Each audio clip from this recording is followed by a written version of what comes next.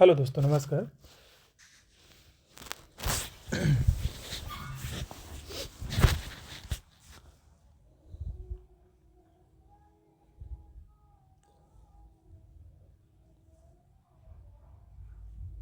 Hello दोस्तों, नमस्कार।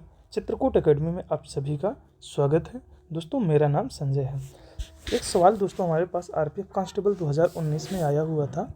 दिया है, एक ट्रेन को एक सिग्नल को पार करने में 39 सेकंड लगते हैं, जो पुल के एक छोर पर स्थित है, जिसकी लंबाई 740 मीटर है। यदि ट्रेन को पुल को पार करने में 113 सेकंड लगते हैं, तो ट्रेन की लंबाई ज्ञात कीजिए। मान लो ट्रेन की लंबाई कितनी है, x हो गई। और जब ट्रेन किसी बिंदु या सिग्नल को पार करती है, तो उसे अपनी ही लंबाई या दूरी तय करनी पड़ती है। तो ट्रेन की लंबाई x हो गई, कितने समय में, 39 सेकंड में पार करती है। और चाल दोनों जगह बराबर दिया हुआ है और कह रहा है 740 मीटर लंबे पुल, यानी जब रेलगाड़ी किसी पुल या प्लेटफार्म को क्रॉस करेगी, तो अपनी ही लंबाई के साथ साथ वह पुल या प्लेटफार्म की लंबाई को भी क्रॉस करेगी। यदि इसका हम मल्टीप्लाई करें, कितना हो जाएगा, 113 एक्स हो जाएगा। इधर हो जाएगा 39 एक्स प्लस 74 इंटू 39। इसे अगर माइनस करें तो कितना हो जाएगा, यहाँ पे आया 4 हो जाएगा और x, और यहाँ पे बचा 10 में से 7, तो 74 हो गया। यहाँ हो जाएगा 74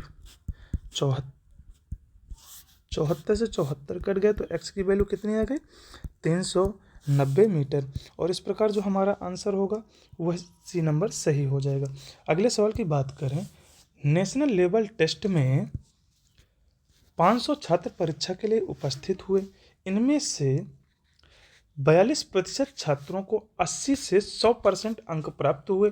25% छात्रों को 61 से 80% अंक मिले और शेष छात्रों को 41 से 60% अंक मिलते हैं। उन छात्रों की संख्या ज्ञात करें जिनके पास 41 से 60% है। कुल कितना दिया हुआ है, 500, यानी जो 100% की वैल्यू दी हुई है वो कितनी है, 500। और इसमें 42% का उसने दे दिया है, कितना है, 81 से 100 के बीच वाले बच्चे हैं। और 25 जो परसेंट का हमें दिया है, उन बच्चों के पास 60 से लेकर के 80% के बीच अंक हैं। और इनमें जो बच रहे हैं वह छात्र 61 से 60 के बीच हैं। इन्हें अगर जोड़ ले कितना हो जाएगा, 7, और ये हुआ 6, यानी 67% छात्रों का हमें आंकड़ा दे दिया है। अब 100 में से कितना बच रहा है, 33, यानी 33% छात्रों का हमें औसत ज्ञात करना है। तो कितना हो जाएगा, 1% की वैल्यू कितनी आ गई, 5, और 33% की ज्ञात करना है, तो 33 इंटू 5 हो जाएगा। तो हो जाएगा 5 तिया 15, 5 तिया 15 और 1 16। और इस प्रकार जो हमारा आंसर होगा वह ए नंबर सही हो जाएगा। अगले सवाल की बात करें तो दिया है, दो संख्याओं का एलसीएम 156 और उनका एचसीएफ 12 है। यह देखते हुए कि एक संख्या 12 है, दूसरी संख्या ज्ञात कीजिए। क्या होता है, एलसीएम इंटू एचसीएफ बराबर पहली संख्या इंटू दूसरी संख्या। जब यहाँ पे एलसीएम हमें दे दिया है 156 और एचसीएफ 12, और पहली संख्या अगर 12 दिया है, दूसरी संख्या मान लीजिए x हमें ज्ञात करना है, 12 से 12 कट गया और यहाँ पर x की वैल्यू आ गई 156, और जो हमारा आंसर होगा वह सी नंबर सही हो जाएगा।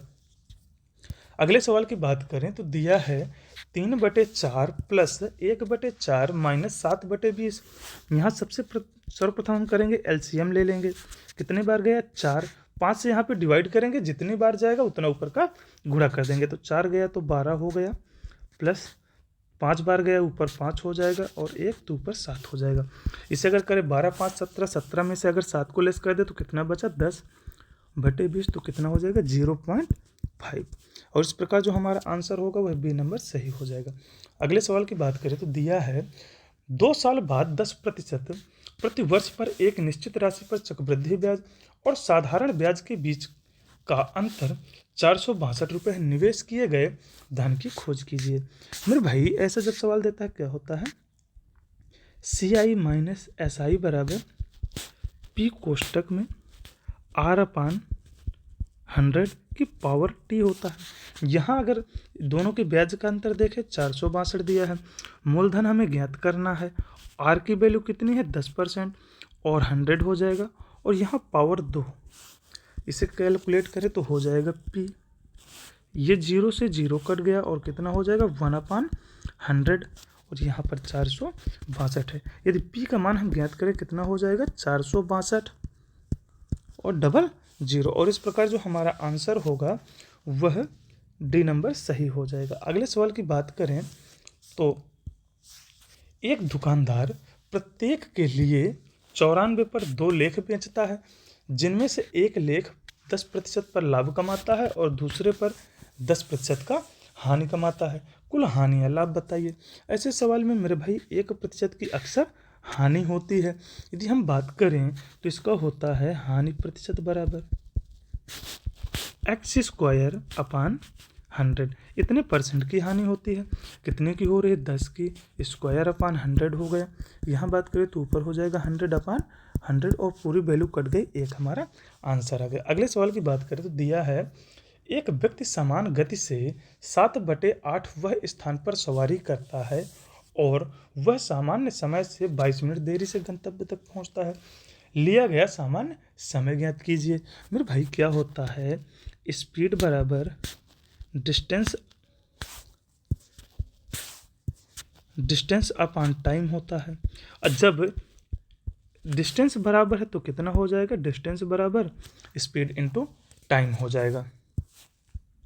यदि अब इस चीज़ को हम हल करें तो मेरे भाई जब वह x स्पीड से जाता है तो उसे समय कितना लगता है, t लगता है, किंतु जब वह स्पीड 7/8 x से चलने लगता है तो उसे t + 22 मिनट का समय अधिक लगता है। अब इसे अगर हम कैलकुलेट करें तो x से x कट गया और कितना हो जाएगा 8t बराबर 7t + 7 दूनी 14 और 7 दूनी 14 और 1 15 हो गया, तो t की वैल्यू कितनी आ गई 154 मिनट। और इस प्रकार जो हमारा आंसर होगा वह बी नंबर सही हो जाएगा। अगले सवाल की अगर हम